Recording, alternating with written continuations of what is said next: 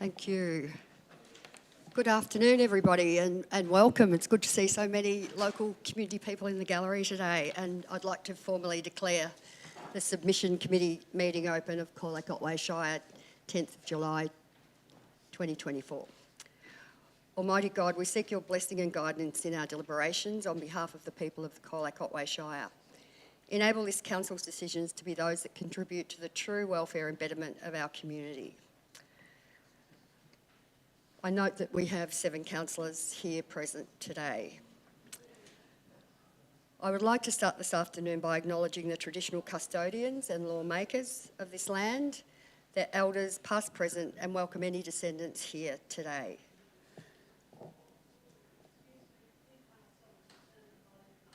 Can we turn the volume up?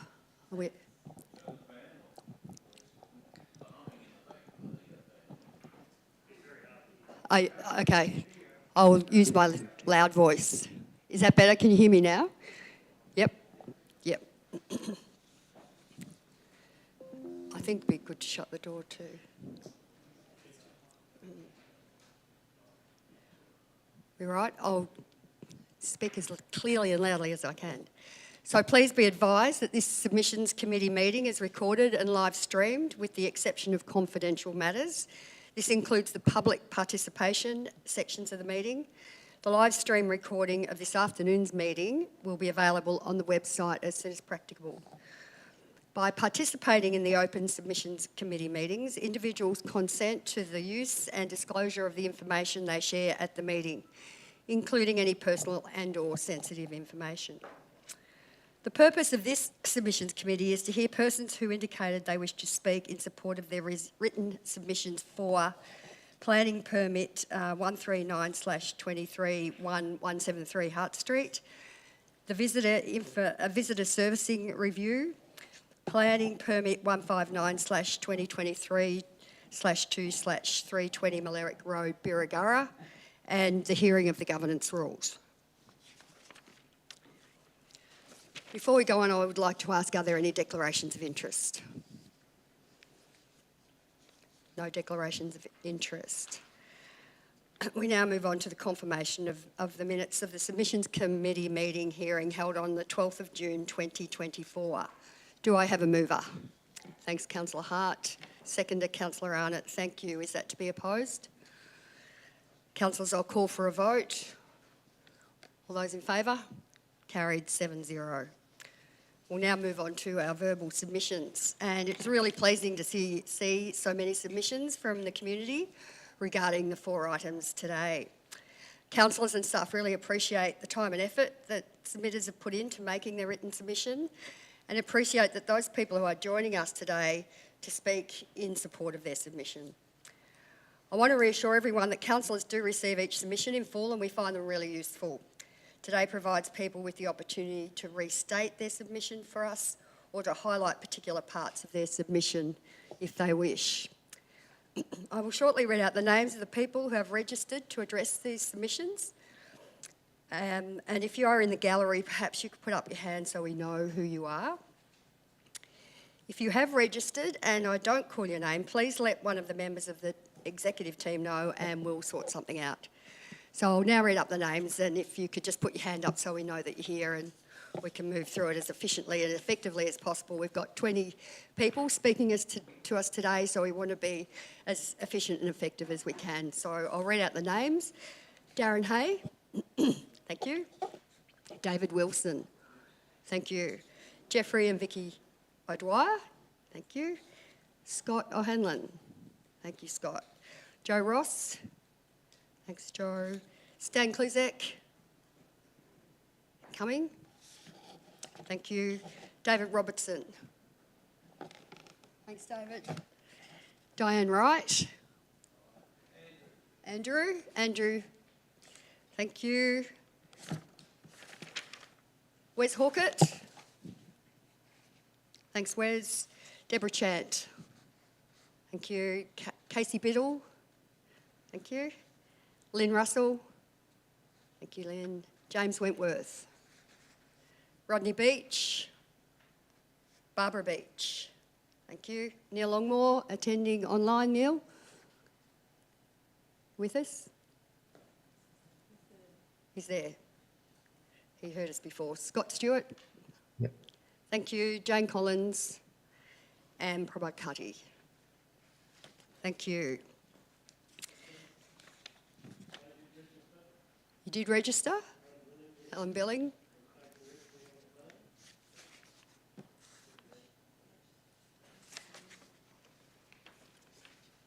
Thank you. We'll add you in. The Visitor Information Centre? Is that what you'd like to speak on? Yes, thank you. We'll move on to our first item, and that is our procurement policy.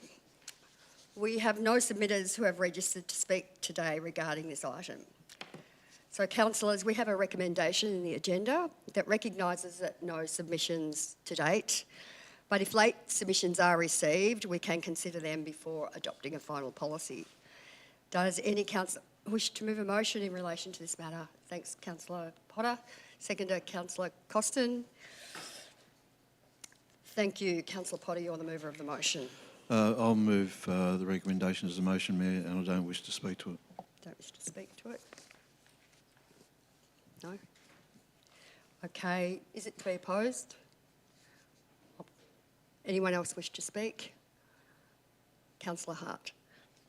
Yeah, thank you, Mayor. I'm only going to speak just so it's clear about what we're doing here, that we're noting that there's no submissions being received in relation to the procurement policy, and recommending that if any written submissions are received after this meeting, that they'll be considered as part of a report that will come to a future council meeting. So this is to do with the procurement policy, so if anyone has some comments they want to make, they can still do that before it's decided at the council meeting by sending it into council. Thanks for that clarification, Councillor Hart. Anyone else wish to speak? Councillors, I will now call for a vote. All those in favour? Against? Carried 7-0. Thank you, councillors. We now move to item 8.2, 173 Hart Street, use and development of a childcare centre. We have 5 people who've requested to speak to their submissions. So I will ask each person to come up. We've got a 5-minute limit on each person, so I just wish people to be really mindful of that. Again, we have a number of speakers and we want to move through it. I've got 173 on mine. Yeah. Firstly, I call Darren Hay.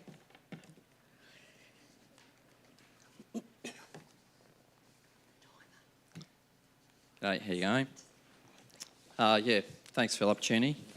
Thanks. So just starting, I'd just like to express my strong objection to the proposed planning application for a large childcare centre in our narrow residential street. My wife and I are concerned about the noise levels during the day while she's trying to sleep, as she is a shift worker. We would also like to point out that the Octave document has incorrectly numbered our house where the noise levels have been noted. Refer to Figure 1, site context. While we understand the need for childcare facilities in Colac, we believe that the size and scale of this proposed centre is not appropriate for our street. I believe it is the largest one in Colac. The increased traffic and noise levels that would come with a large childcare centre will cause disruption to our area. Furthermore, we are concerned about the safety of the children attending the centre, as our narrow street is not designed to handle the increased volume of the traffic that would come with the business of this size. The location of Sacred Heart Primary School and Trinity Sacred Heart Secondary College in Hart Street contribute to congestion at school drop-off and pick-up times in this area already. The potential for accidents and congestion is a real concern that should be addressed. There does not seem to be many car parking spaces considering the amount of children that would be catered for. I urge the Planning Committee to consider the negative impact that a large childcare centre would have at 173 Hart Street and reject this planning application. There are more suitable locations for such a facility. Just in closing, I'd like everyone to just note, is this the safe and best spot to have this facility. Just remember that. Thank you. Thank you, Darren. If there's no questions of Darren, I'll move on to the next person, and I think it was David Wilson.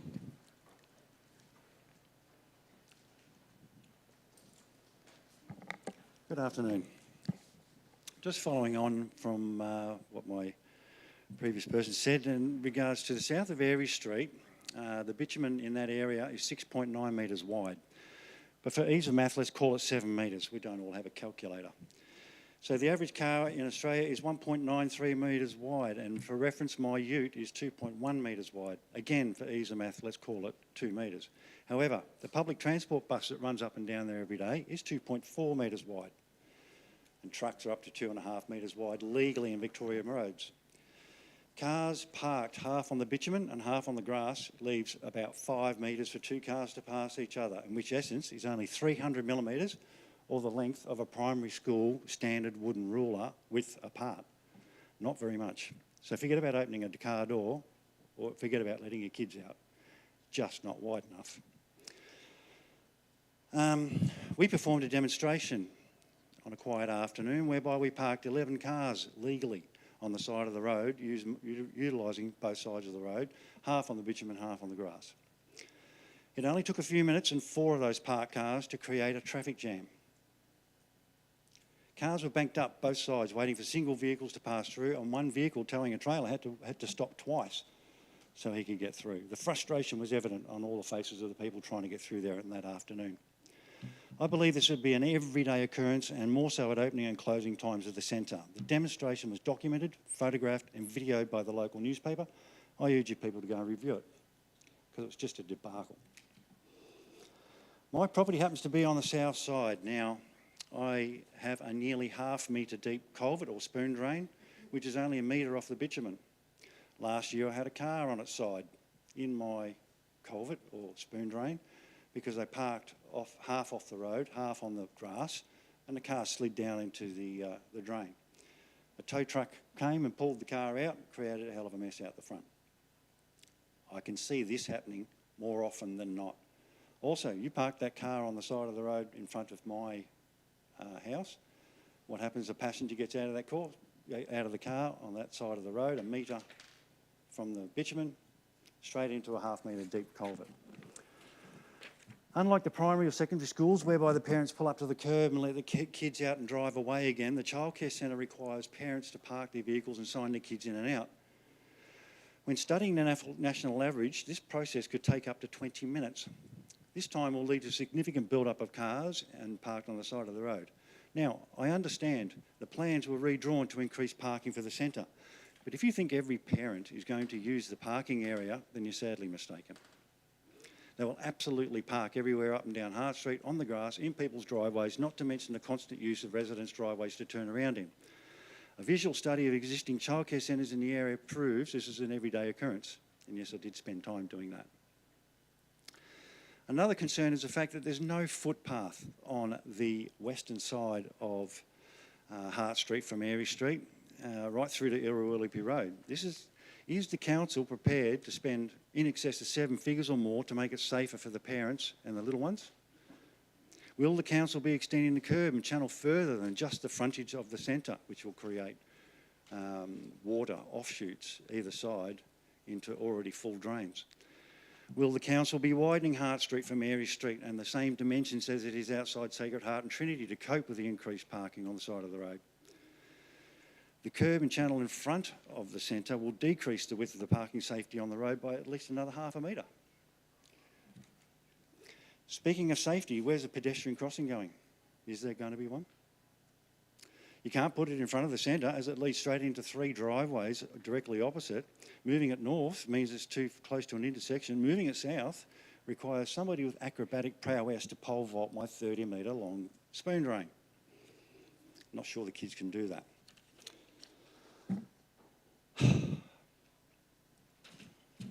Got a minute left, David. Yep, gotcha. I'm using up every minute. Go.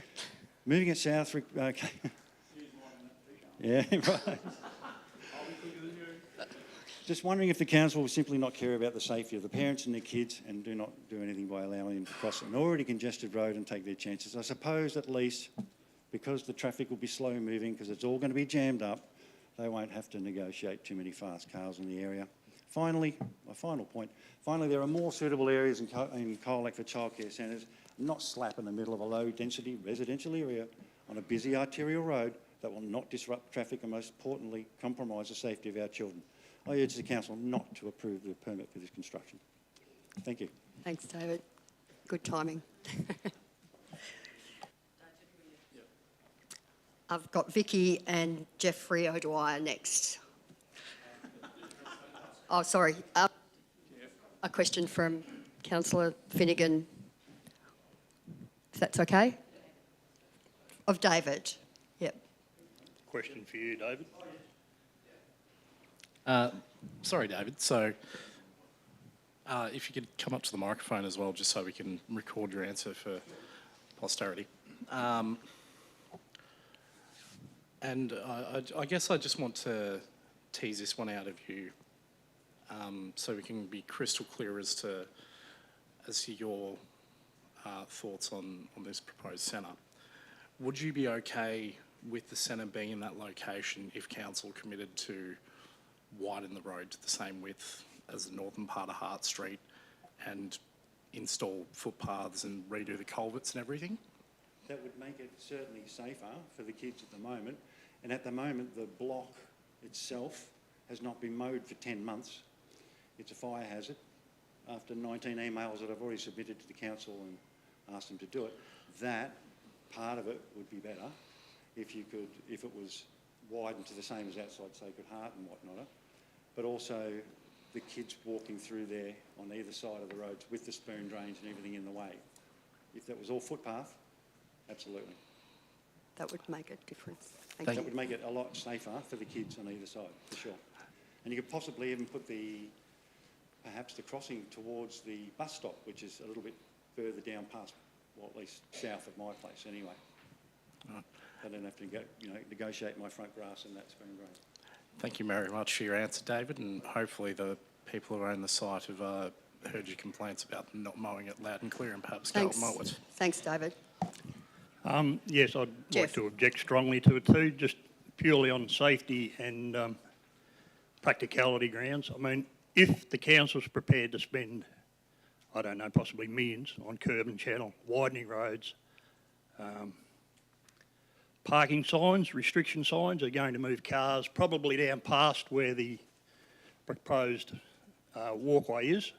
So I don't see legally how they can park cars out the front, and how they get 108 kids, 16 staff in 21 car parks is, to me, ludicrous.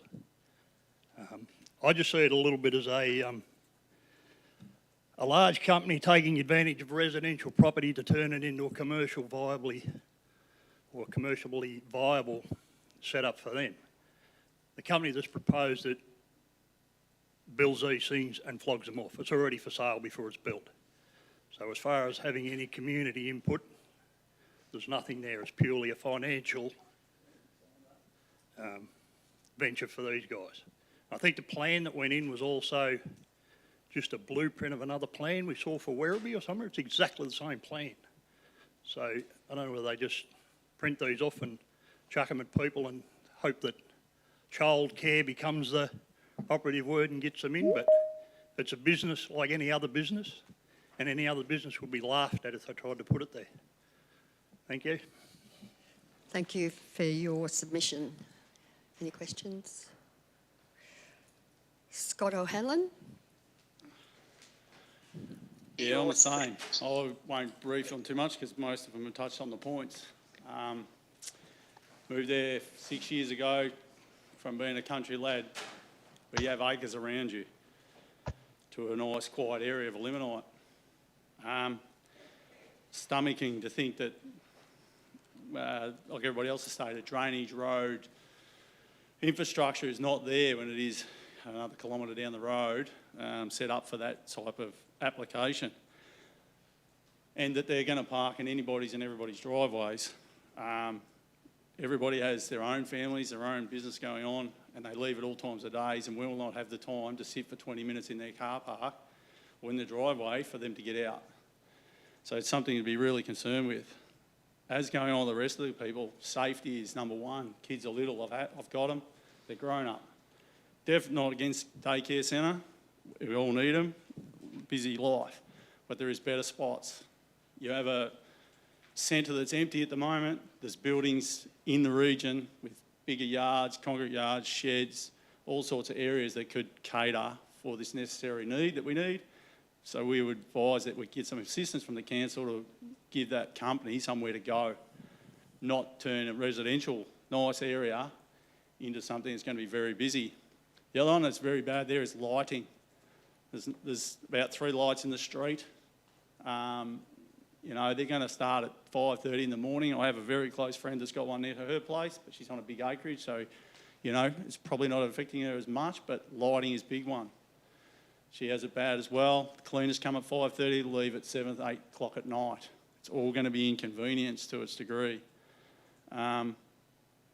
So we do object to it, and I hope you take on board to have a real serious look at it, because it's inconvenient. And there's a couple of neighbours that aren't here today, couldn't make it for work purposes. They are very concerned as well for what's going on. So if we could, please take in consideration of what everybody's saying about the safety aspects. Kids are pretty precious these days, as everybody else. If you would see some footage that was sent in of the demonstration that Dave, myself and Jeff put into place. It come into council by the letters of how the road got congested at 3:30. Now that's school time. That's going to happen every day. The other thing that you probably don't know, like all schools and all kindergartens and daycare centres, grandfather parents and all that all go to those schools for family events. That's another day that's just chaos because they are parking there for 2 or 3 hours then. And that's terrific. I don't disagree with that. But not in a residential area where we've got families and houses and people need to get to work. So as long as we can take that all on board and give us some feedback, this has been going on 13 months roughly, I think, Dave, is that correct? I've had to hound on the phone and by email the same as Dave to just keep up to speed with the responses of how this all is going into place. And I'll be with Dave. Why that block is not cleaned and mowed up has got me beat. If you're out in the back blocks, you would have got a letter twice a year to say slash your grass, and that should have happened as well. Thank you. Thank you. Thanks, Scott. Got a question? Councillor Finnegan. G'day, Scott. Thank you for your submission. My question is this. I note you mentioned that the previous demonstration that you had organised was to take place at took place at 3:30 p.m. in the afternoon, so essentially during the school drop-off time. Council currently proposes to do a site inspection of that site at 3:30 p.m. in the afternoon. Do you think that's the most sensible time to do it, or do you think it should be done during school drop-off time, perhaps, to see both the impacts? I would do it at both ends of the day. You'll see anywhere from 7:45 through that period, exactly the same scenario. It's just time frame for us in the afternoon to give some acknowledge what the road was like was in the afternoon. But if you did it at both ends of the day, it's not illegal. We checked it all out. I've got police friends. I ask questions. Can I park my ute half on half the road? And you're not going to throw the keys at me. It's common, that you can pull up. I think you'll find it is at both ends of the day, and that's very, very chaos. So if my girls have got to be at work at 9 o'clock and they whip out the door and back out and there's 2 cars in the driveway, they're late. And I'll be a very unhappy father because I promote my kids to work. So, really take that into consideration. And if you need some car space and people to show you where they'll, everyday person just pulls up, sing out. There's 10 cars in that street within, 6 or 8 handfuls of people. Like there's 5 cars at my place every day, of a night time, of a morning. That's the life I live. 3 at Jeff's, 4 at Vic's, over there on the corner. He has half a dozen come and go. That's family, but they're going to be locked in. And you'll see a lot of grief come up if it's not done properly. I'm with what Dave said. You channel and curb it, make it as good as you possibly can, but you're still going to have a problem with people being locked in their driveways. Thanks, Scott. Thank you Yeah. very much. Thank you. Next speaker is Joe Ross. Joe? Thanks, Joe. I'm in total agreement with all the other speakers. There's probably only one other thing to add is Airy Street, the unsealed section, would need to be sealed. It gets a lot of traffic now where people are trying to avoid the school zones. So it'll take a lot more traffic when they're trying to avoid the childcare centre. So that's probably about it. Thank you. Thanks for adding that bit, Joe. No further questions? Councillors, the officers have provided a recommendation for our consideration. Does any councillor wish to move a motion in relation to this matter? Councillor Finnegan, to be seconded. Councillor Arnott, is to be opposed. Councillor Finnegan. Thank you very much, Mayor. I'm just moving the motion that was the officer recommendation up on the screen there. And may I speak to that for a moment? Yes, please speak to your motion. Thank you, everyone, for your submissions on this matter. I think that sometimes councillors can potentially not quite understand the impact of a proposed development or anything until people actually come and speak to us about it. I certainly had some indication and some understanding of that there was opposition in the community to this thus far, but seeing people standing up in this meeting speaking very passionately against and being able to detail quite logistical reasons, well, quite logical reasons as to why they don't want to see this development go ahead, has definitely given me a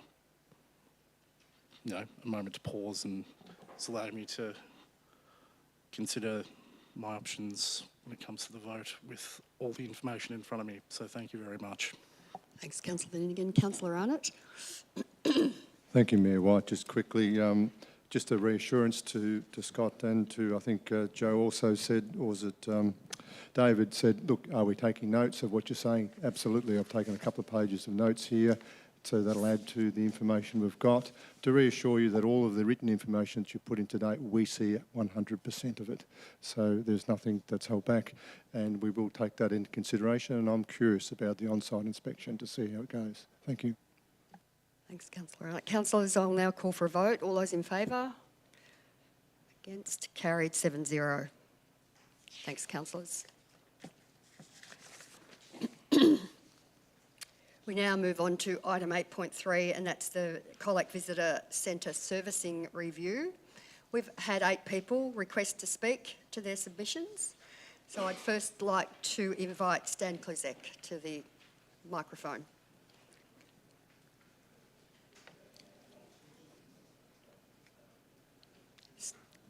Stan, you with us to speak? Doesn't want to speak? Okay. Thanks, Stan. That's fine. That's okay. Next on the list is David Robertson.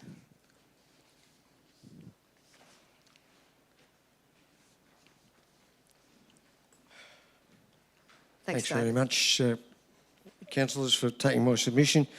David Robinson, I'm here to speak on behalf of the use of volunteers at the Colac Information Centre.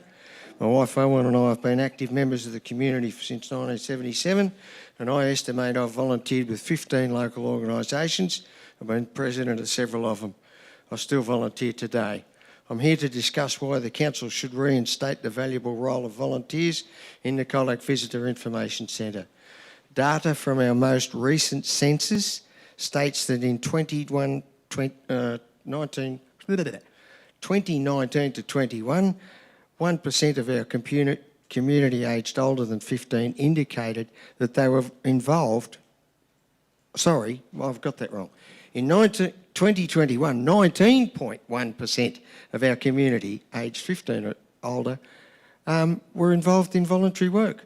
That's around 4,290 people in Colac, in the Shire. According to the online profile in the Bureau of Statistics, that was the highest percentage in Victoria, in rural Victoria. No, in Victoria. Higher volunteer rates can indicate that you've got a cohesive community and how readily individuals in that community are willing to contribute towards it. That's very true of Colac. The people of Colac have an appetite to volunteer. We're a strong and connected community, and our first point for visitors should reflect that. We want to show this off at our Visitor Information Centre. The stats don't surprise me. The benefits of volunteering include providing people with work experience, opportunities to learn new skills, and to make social connections. Volunteering provides people with a purpose, a reason to get up every day. As a retiree or for someone who is unable to work, these opportunities are invaluable to a person's mental health and well-being, and that has been a focus of the Council for some time. So why is it so important for volunteers are reinstated to the Information Centre? As an avid traveller with my wife, I can tell you firsthand we've experienced both levels of service, in person and also digital-only facilities.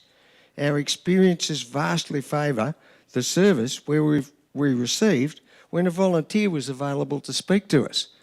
Now, I've been doing an informal survey as I've travelled around Australia, and people are shocked that Colac don't have volunteers working at their information centre.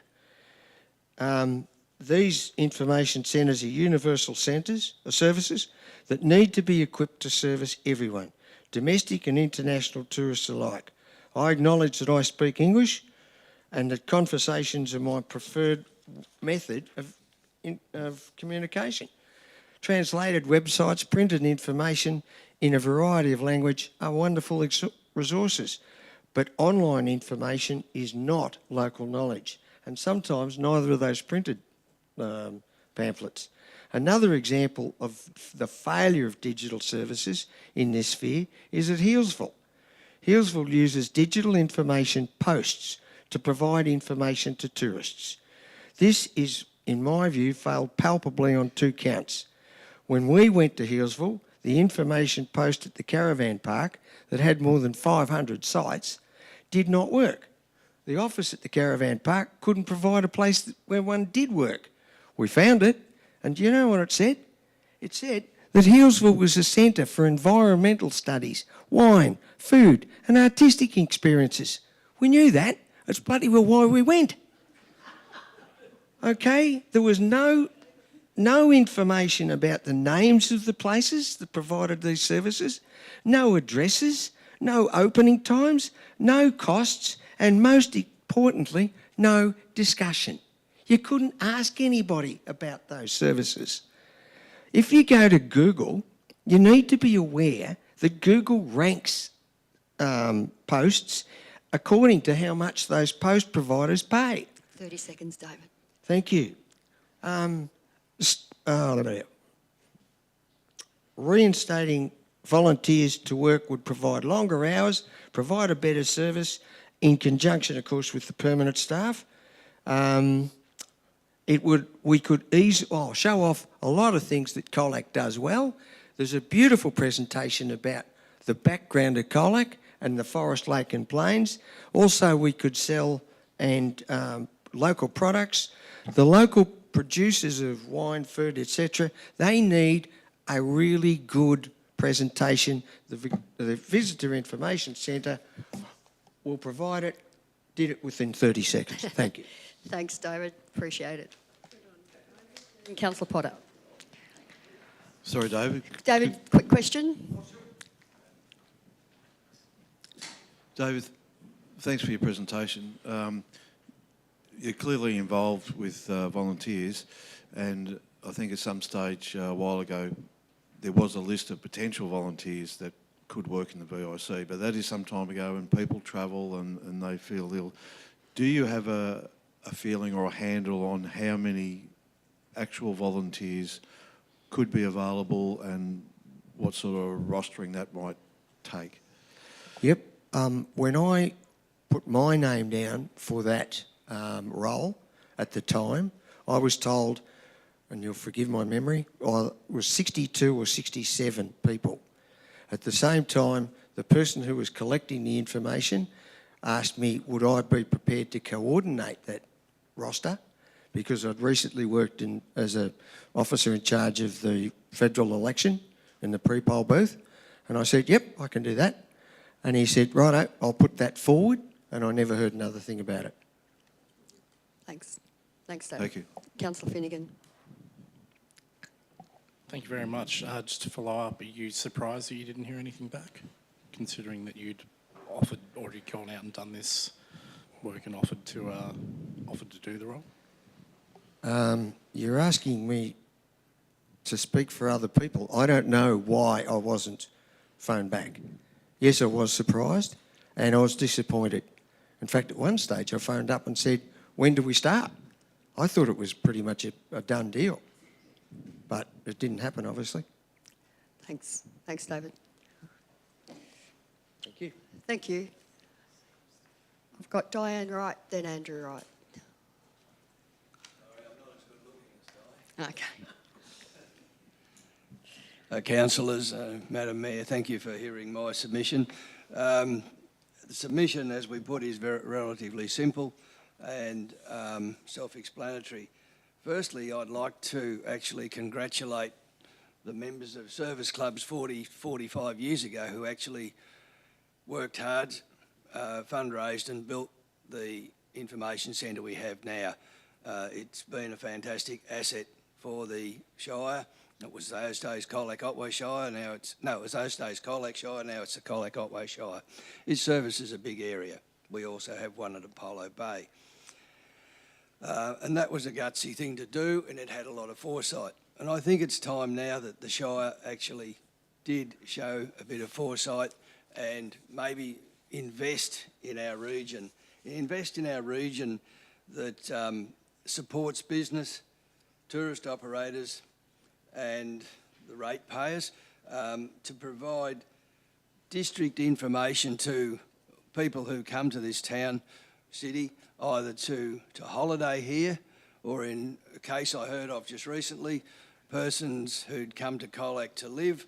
They went to the Visitor Information Centres on 4 occasions to get information about Colac, where they can find or do things. So that is knowledge that you get from David's people, the volunteers, who give you good local information, and they're all passionate about their town, so they're going to tell you how it is.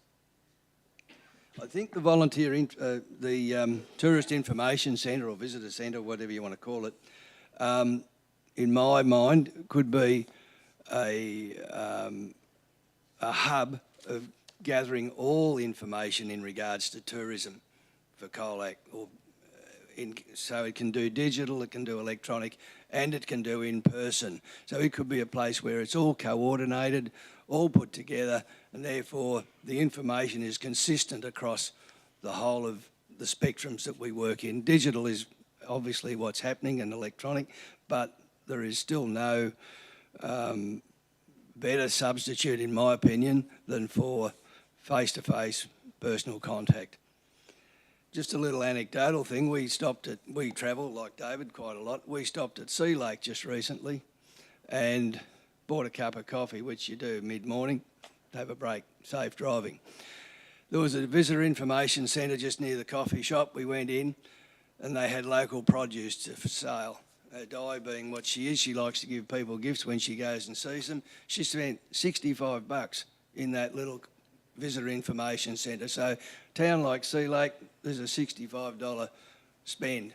Now, grey nomads, you know the statistics, I don't know them, but there's tens of thousands of them touring around this country. They've all got time on their hands. They all want to learn about your community, learn the history, learn where to get things, do things. So it's personal interaction that really, in my opinion, makes these places work. I think we need to make Colac a destination, not just a stop off.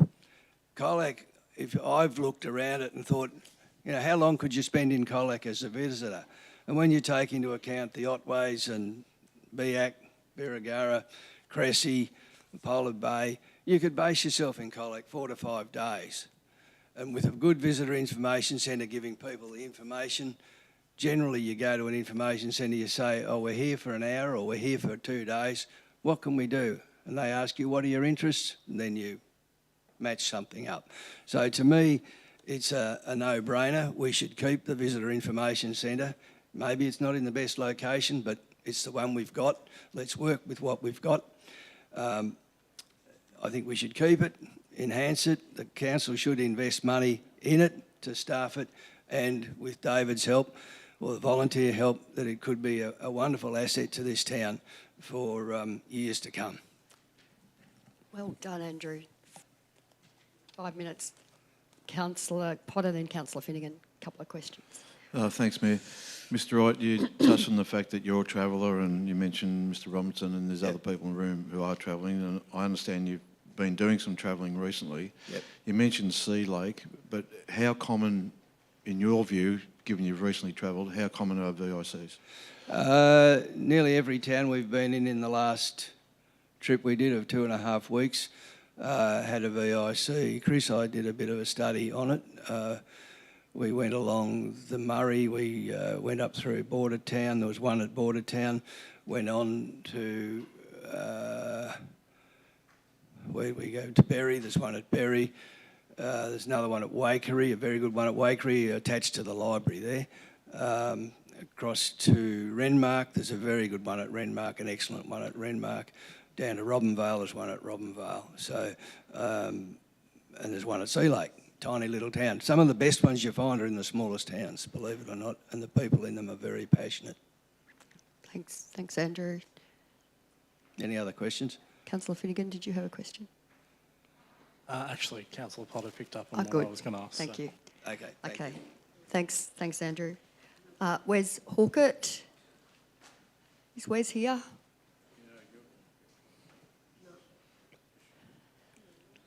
Thanks, Wes. Thank you, Madam Mayor. The petition that we presented some months ago now held over 600 signatures of people who were interested in the Tourist Information Centre and its survival.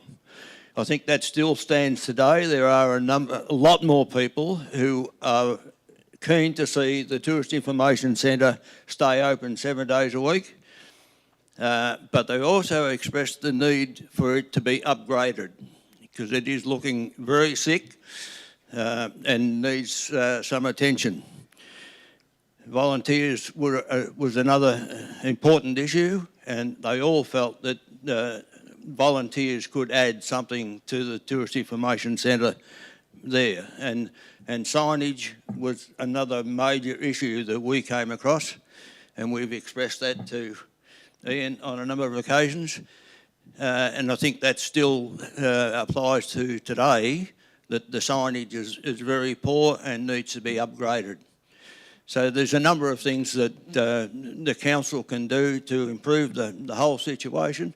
There's a number of things that the local people can do to improve what is delivered at the Tourist Information Centre.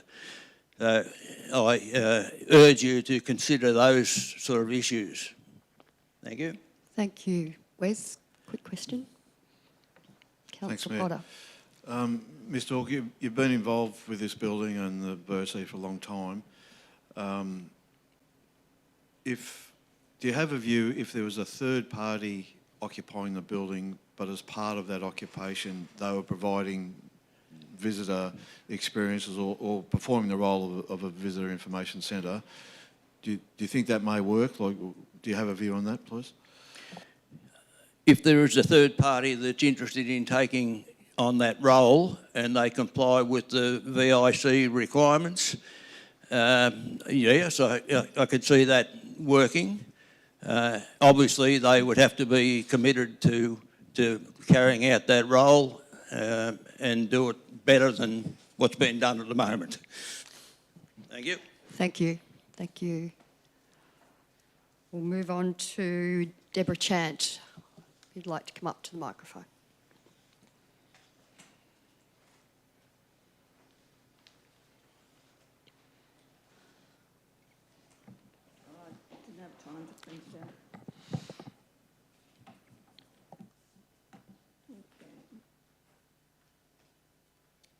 Okay, people have been asking themselves the same age-old question. How do we get people to stay longer and spend more money? If you love what you do where you live and have something someone wants to buy or see, they will come to you. And if they're enjoying themselves, they'll stay longer or return. But just because you know you have something great doesn't mean everyone else does. So you have to tell them on not one, but many platforms, because people have different interests and move around in different ways. I was born on this country and most visitors got a tour to Red Rock to experience the magnificent 360-degree view of the extensive area of volcanic lakes and appreciate just how big the largest permanent saltwater lake in Australia actually is. This area goes from bush to the south, stone walls to the west, spectacular volcanic features and plains to the north, and the beautiful Barwon River to the east with historic towns and agriculture all around. The Colac area is not something you do after a visit to the 12 Apostles. It is a destination on the Prince's Highway to experience and tour. The Colac Otway Shire is well positioned with the best of everything, and with more cross-promotion between the Colac and Apollo Bay VICs, we can establish a regional destination and build a reputation. Colac has spent too much time sitting around self-loathing and talking about economic structure plans while sitting on a pile of plans and projects, instead of their strengths and opportunities. So why do we need a standalone website? Because it seems no one proofreads anything written about us that is spread across the Great Ocean Road regional tourism website platforms, which is time-consuming to navigate. 3 examples of opening sentences Colac has, of opening sentences on the platforms. Colac has a population of around 13,000 and the town is named after Lake Colac, which lies to the township's north. It's about time Colac thought of itself as a city that it is. And as for who was named after what, well, you know, if you don't know, don't write it. The Visit Otway's website opening sentence. The name Colac comes from the local Aboriginal tribe, the collagen, which sounds like the body protein, and should be collagen tribe, meaning fresh water in reference to Lake Colac. The first references of Aboriginal tribes in Colac were in 1839, and Hugh Murray was the first settler of the Colac district in 1837. Wrong, wrong, and wrong. All of it was rubbish. And on the same side, exactly as printed, as I say, Biak is named after a tribal leader whose headquarters were in the nearby Warrion Hills. It was also the Aboriginal name for salt water or salt lake, referring to the high salt levels in nearby Lake Biak. Wrong, wrong, and wrong. Gulajan and Gudabanud traditional owner Richard Colopy has told me he's actually working on a very interesting project in this area and told me to say that he supports the Colac Visitor Information Centre. And you'll know why when I continue. The Visitor Information Centre single page on the Colac Otway Shire's website doesn't tell or show you anything about this area, but does state, Council supports local tourism. Key research findings show that councils that invest in visitor information centres get significant return on investment. Further, consumers who visit visitor information centres spend more in the local economy. So you would wonder why the Colac Visitor Information Centre has been allowed to become run down and mismanaged, as highlighted in the review paper. It is a disgrace and embarrassing that the Colac VIC doesn't even have its name on the wall. It's coming up to 5 minutes, Deborah. It says it all, all right, we'll go quicker. It says it all about how much management knows about tourism and marketing, when its prime product is unrecognisable and not to mention the disrespect it has shown to the community and deposed volunteers. Too much money to run it. So take some of the near $1 million back that you give away to who knows and what for. We have lost valuable time and reputation. Invite and establish a Friends of Colac VIC where entrepreneurs, creatives, people who love where they live can create our own website with true and correct information and a comprehensive diary of offence over the area. An interpretive centre showcasing our natural attractions and multitudes of innovative and talented businesses to the community and to tourists, and sell local and imported souvenirs staffed by volunteers, and where we can tell our own stories. Thank you, Deborah. Any questions? Councillor Finnegan. Deborah, Councillor's got a question. Thank you very much, Deborah. Appreciate your submission. You mentioned the need, I guess, for a website and like that's sort of with up-to-date information and everything like that.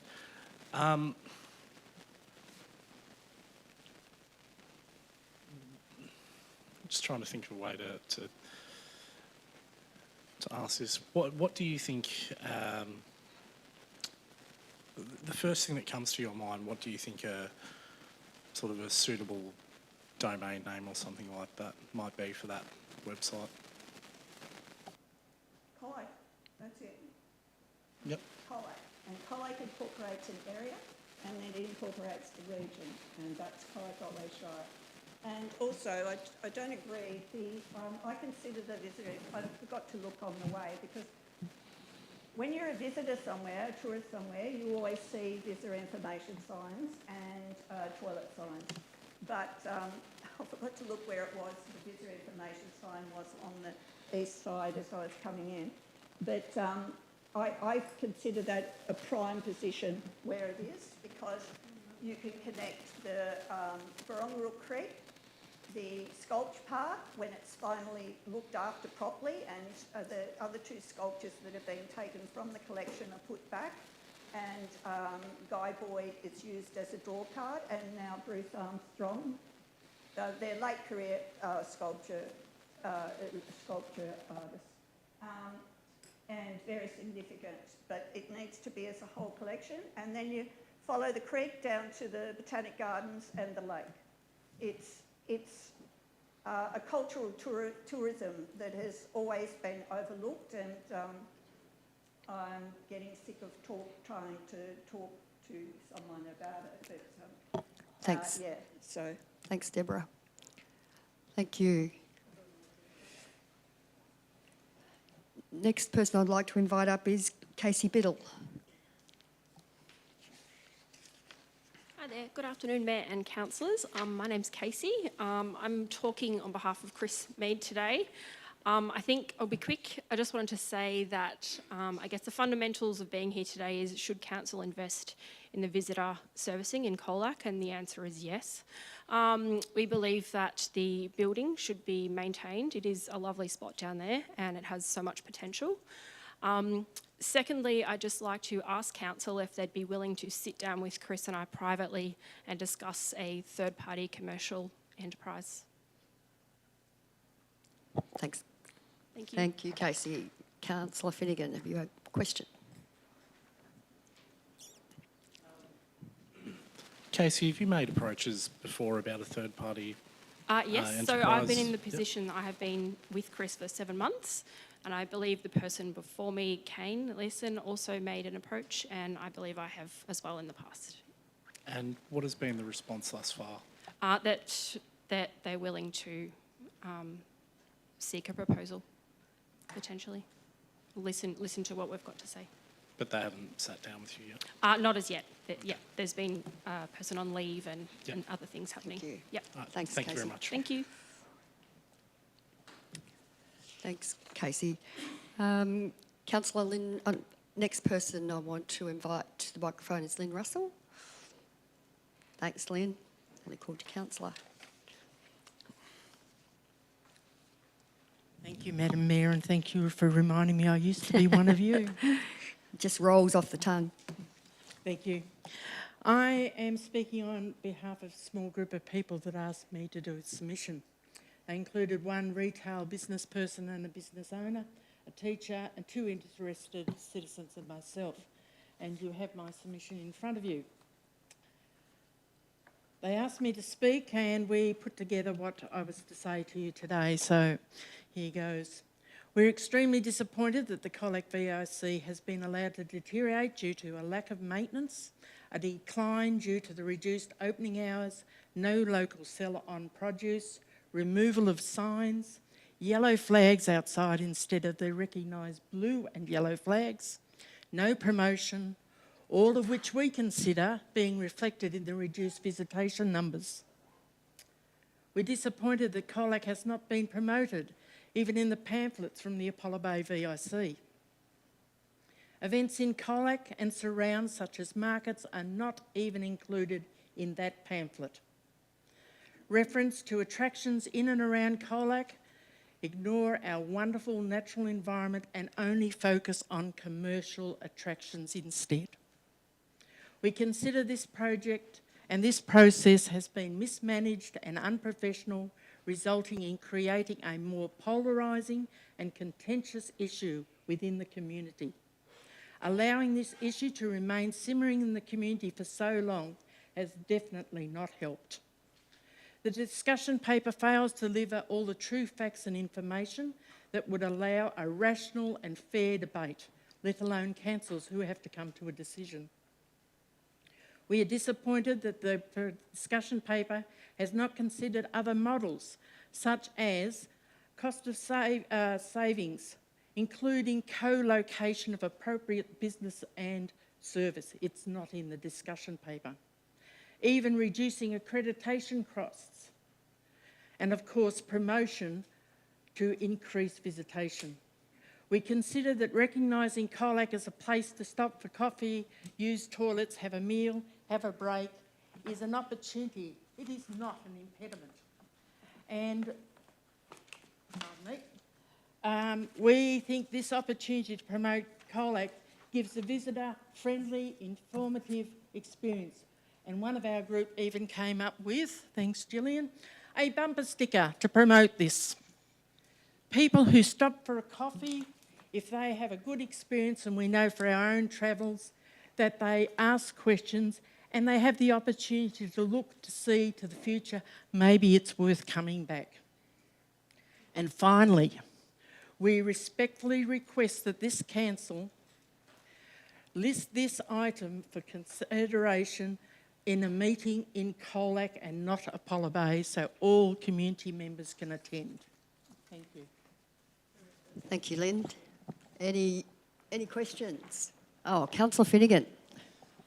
Thank you very much, Mayor. Thank you. Thank you, Lynn, for your detailed submission there. You've made mention of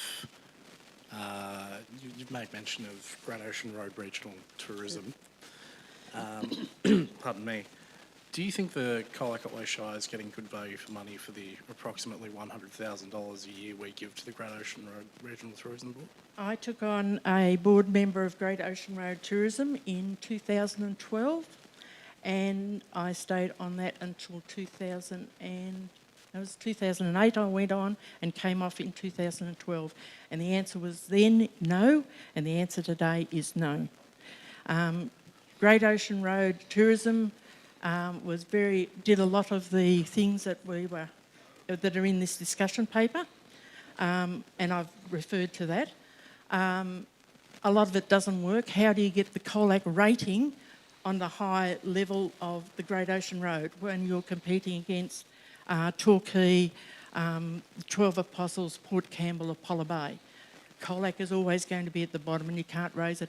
Geelong City tried doing that because they weren't getting the visitors because they were complaining they were all going down the Great Ocean Road. They were unable to raise their level on Google and on the all the tourist sites, and it cost them hundreds of thousands of dollars, and it was down the drain. And it's been recognised by tourist industries that smaller hinterlands and ones that do not have big marketable commercial attractions, they don't make it. we have not got the attractions that are commercially viable.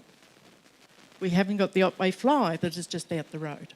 We haven't got Port Campbell that's on the edge of the lake. But we have the best natural environment.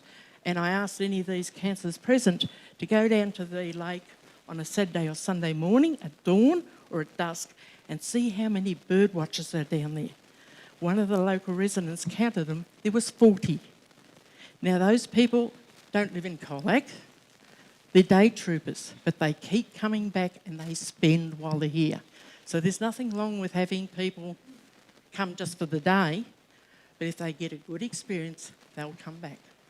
And GOT, like a lot of tourist organisations, they are costly, and unless you've got those big ticket items, it's a waste of money. Ask Councillor Hart, he's fought for years about being a member of GOT. Thanks, Lynn. Thank you very much, Lynn. And just a follow-up question. Do you think there are perhaps better uses the council could come up with for $100,000 per year in relation to our wider tourist and visitor information strategy if we weren't to give that money to Gort? We've still got a visitor centre at Apollo Bay that needs to be serviced and looked after, but $100,000 spent on the visitor centre here in Colac, upgrade the building, make sure that its sign is replaced that has disappeared and nobody knows where it is, and also put blue flags out the front instead of yellow flags. Also, coming into town, you need to notify people where caravan parking is, and that's all covered in our submission. Thanks, Lynn. Thank you. Councillor Arnott, I think, had a quick question. Lynn? Sorry, Lynn, before you escape. Lynn, before you escape. I'm not going to let you get off that easy. Thank you. That's okay. Thank you for your submission. There's a bit of a couple of themes. A theme I picked up, there was a question asked by Councillor Potter to Wes Hawkett, I believe, and also Casey put in about partnering with other people, other businesses to make this work differently, if you like, rather than it be a standalone. What's your view on that? As a group, we discussed that. We could see other businesses being there, but also they could complement the tourist staff that already work there. It is a big building. There's been a wall removed over the years, so yes. It makes a big open space. You can have a business as well as a tourist desk. You don't have to have such a big area. So that could work, and some of the suggestions were cafes and a business that the staff would have to complement the tourist information. So one of the things that was brought up was the digital and advertising for businesses. Businesses nowadays, they're running at low profits. How are they going to give staff time off to train? Are they going to support it? And what's in it for them? So they've got to have a motivation. And same as a business that moved there, they would have to have a motivation, and it would have to work in with their plans for the future. Thanks, Lynn. Thank you, Lynn. Thank you. No other questions? Mr. Billing, I think we've come to you. If you'd like to come to the microphone, put your submission. Thanks, Council, for the opportunity to speak to my submission. One of the concerns I have had for a while is that there's a few of us been fighting this issue now for 2 years, 18 months. You can have an argument about the timing. But it seems that the mistake that I see through this whole process is that right at the 11th hour of the review, the community has been asked to be involved. Given the history of the community involvement over the time, why wasn't the community involved at the very beginning and asked the community to provide what they thought was needed? We've lost at least 2 years from a service that has been running below what's expected from the community. And yet we have a pool of skill behind us here that has a lot to contribute, and probably if one were to balance it up, there's more skills sitting there in terms of local knowledge and tourism promotion than I see sitting on the administration side of the table. The provision of tourism information in the Colac region has always been driven by the local community. From the volunteers staffing the Lions caravan in the 60s to the establishment of the current facility by local service clubs, industry and tradies. Councils as custodians of that facility have allowed the service to decline.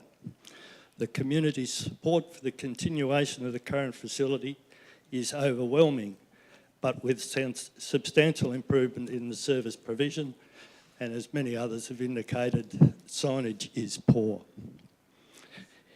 My suggestion would be that council needs to work with the community to determine the appropriate model for Colac, and that may well include some private community involvement.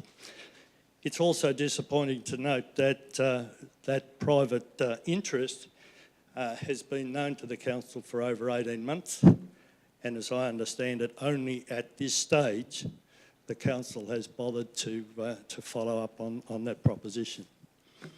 Obviously, the community needs to be involved in any proposal to reset the service, but it would appear that there's probably plenty of opportunity to improve the service with a mixture of commercial and voluntary operations.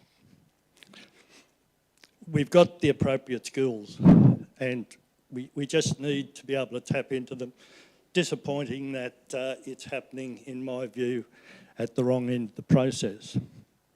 If the cost facility is an issue for council, council would do well to assess other areas of its expenditure. Two areas that come to mind: the subsidy paid to the Colac Lake Caravan Park and the cost of operating Meredith Park. Thank you. Thank you, Mr. Billing. Questions? Councillor Finnegan. Thank you for your submission, Mr. Billing. Do you feel that had councils review of our visitor services take into account feedback from local businesses and the like who wanted to be, who had input around wanting to help operate the Visitor Information Centre moving forward and being involved in the provision of our visitor services moving forward? Basically, what I'm asking is, do you think the council's review should have taken that into account? And if so, do you think that perhaps such a move could have taken some of the concern out of perhaps the review that the community is somewhat going through now, that being asked to get involved at the end of the review? Look, it's a bit hard. Obviously, I've been fairly critical of the process. I think one of the problems with the commercial interest, for obvious commercial reasons, the detail of their proposal has been, being kept close to the chest, which is understanding it's a commercial operation. However, disappointing that council hasn't actually sat down with them and sort of, okay, what's your proposal? We don't know that. I don't know that. To me, though, every opportunity or every proposition should be considered. I think from the council perspective and from the community perspective, what needs to happen is there needs to be clear objectives as to what this service needs to provide. And then if commercial operations can tap in with that and still meet the objectives, then it should be workable. Would it be more efficient than current operations? I think we could get a far better service than we're getting at the moment, because there'd be a commercial imperative involved. But that being said, you need to have very clear objectives. Whether it became a partnership between commerce and council, I think that would be difficult. I'm not too sure how council could work in that environment. But let's have a look at the proposal that's out there and do the consideration. The problem is what's happened to the last 18 months. Now, okay, we can't get it back, but it's a pity that we have lost so much time. And in the meantime, we've had a declining service. And whilst you can say people haven't been using it, don't underestimate the value of word of mouth and what you lose from word of mouth. People talk, the travellers talk, and if they don't feel they get good value out of Colac, that will be passed on. Thank you. Any other questions? No other questions? Thank you. Councillors, we have a recommendation in the agenda for our consideration. Does any councillor wish to move? Thank you, Councillor Hanson. To be seconded, Councillor Arnott. To be opposed? Got an amendment, Mayor. Okay, thank you. Would you like to? Well, the amendment is to add on point 3, held in Colac. So it all reads, recommends to council that it considers the submissions regarding the Colac visitor servicing review at a future council meeting held in Colac. Have we got a seconder for that amendment? I'll second that. Thank you, Councillor Potter. Is it to be opposed? Do you wish to speak to that further, Councillor Hart? Oh, no, I think the point, well, I'm speaking. The point was well made, and it just should make it crystal clear that the meeting will be held in Colac. Held in Colac. Thank you. Councillor Potter, did you want to add to that? Thanks, Mayor. Okay, councillors, we have an amendment before us. Confirm that's the amendment? Any other councillors wish to speak? Sorry to interrupt, Mayor, but normally this is Councillor Hart's domain, but perhaps the process of how this item's unfolded, we haven't been. Can I make a suggestion to help? Might help. Thank you. I think if you perhaps asked whether the mover and seconder wanted to have the extra words held in Colac, add to the motion rather than... we might get there a little bit quicker. Okay, that would be quicker. So the mover of the motion, you're happy with the additional words? Oh, you haven't got a microphone. Yeah, I'm happy with additional words? Yeah, I'm happy to move that as a motion. I would have suggested that anyway in my discussion, but it's much better to have it in the actual motion. Okay, thank you. So you'll move that motion with those words? Yes. And we've got a seconder for that now? That's me. Councillor Arnott? Yeah, I was happy. I was trying to get into that, but that's fine. Thank More than you. happy.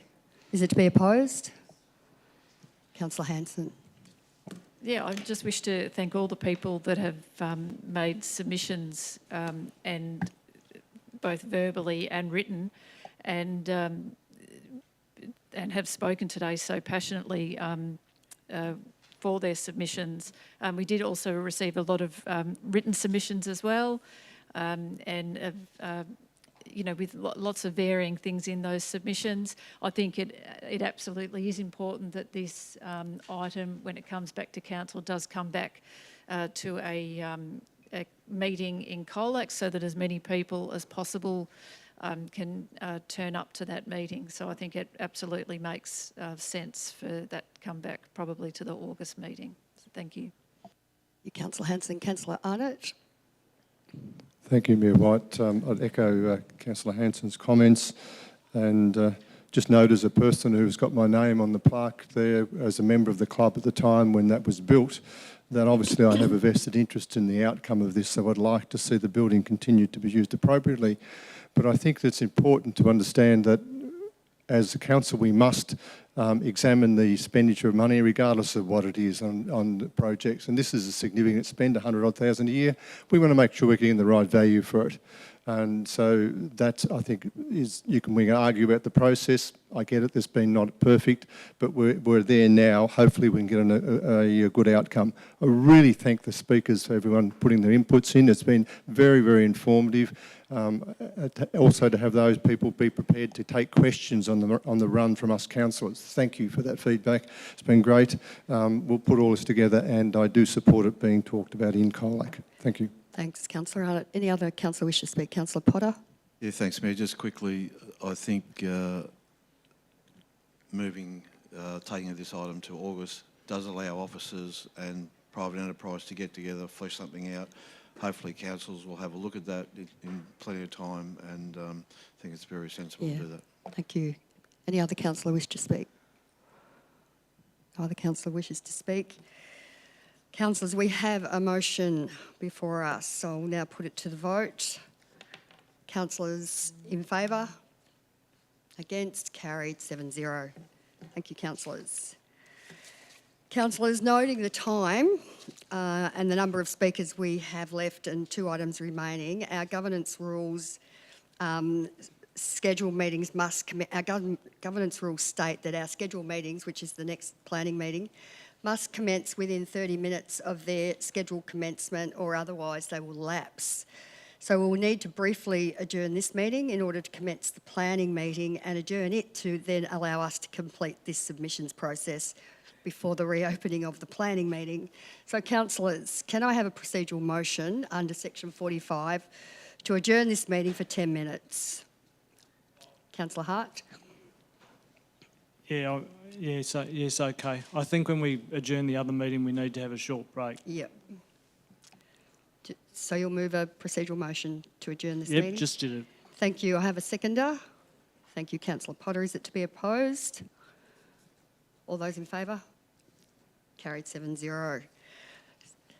So that's, for those watching online and for those in the gallery, we're briefly adjourning this meeting to adjourn and so to go to our planning meeting, and then the submissions process will recommence shortly after that. Thank you. So this meeting is briefly adjourned.